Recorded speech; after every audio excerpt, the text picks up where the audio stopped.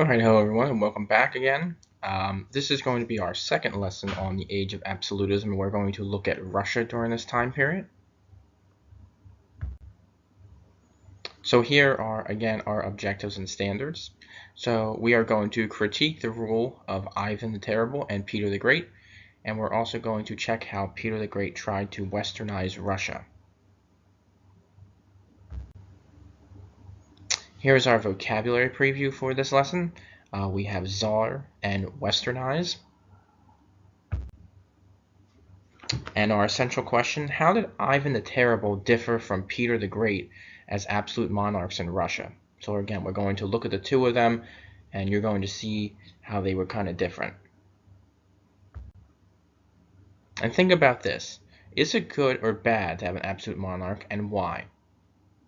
Why would it be a good or bad thing to have an absolute monarch? Okay, so Ivan becomes a czar. Ivan IV came to the throne at 3, and he takes control at the age of 16. Now he's going to crown himself Tsar, which in Russian means Caesar. Now in the beginning, Ivan was a pretty good leader. He had his good period, quote unquote, from 1547 to 1560. He had a lot of great victories, he added land, there was a code of law, and he ruled pretty justly. Okay, so how Ivan becomes terrible. Ivan began his rule of terror in 1560 after his wife Anastasia Romanov died. Now, Ivan becomes suspicious and he thinks that someone poisoned or killed his wife, okay? So he created a police force that hunted and killed those he thought poisoned his wife and their families and even the peasants who worked their land. So, pretty terrible thing to do. Ivan then takes that land and gives it to nobles who would be loyal to him. So there's a personal sad story to this Ivan the Terrible as well. In a violent fight or quarrel in 1581, he killed his oldest son, and his oldest son was the heir to the throne. So we'll find out what happens to Ivan's heirs in the next couple of slides. But anyway, Ivan is going to die 3 years later. So then there's some troubled times.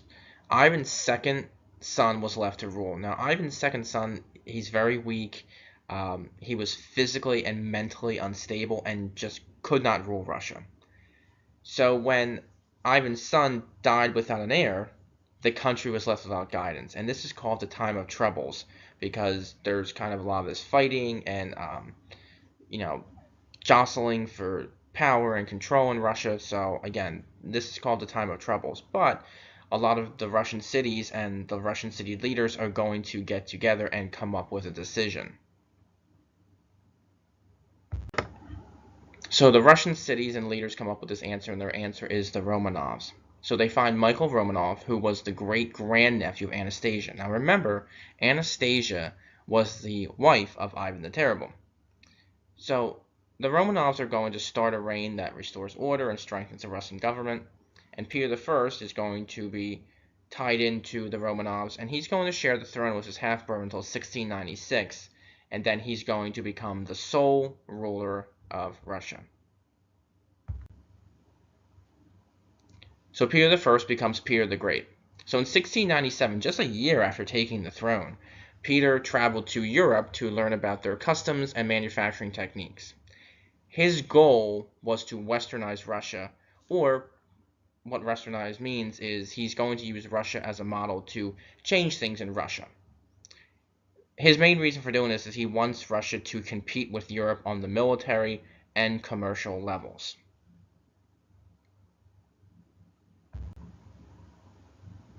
So Peter is going to make Russia great, hence his nickname Peter the Great.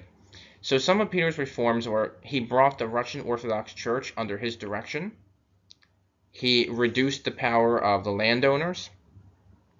He used European officers to train Russian soldiers so they could learn European techniques and European military standards.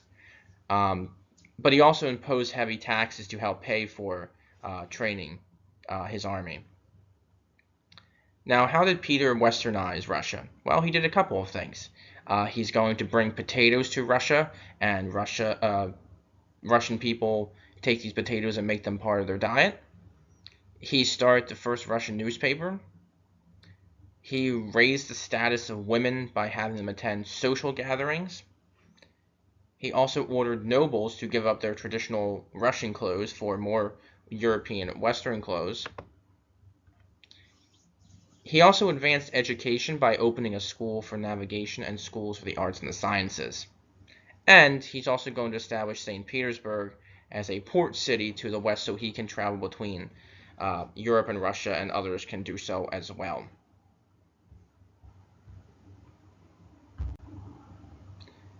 Okay, so just to kind of wrap up this lesson. So Ivan the Terrible, he started out with a lot of reforms. He started out as a pretty good leader, but he soon turned terrible, quote unquote, after the death of his wife. He began murdering the people he suspected of murdering his wife. There was a lot of disorder and chaos in Russia between Ivan, after Ivan's death, and between Peter the Great.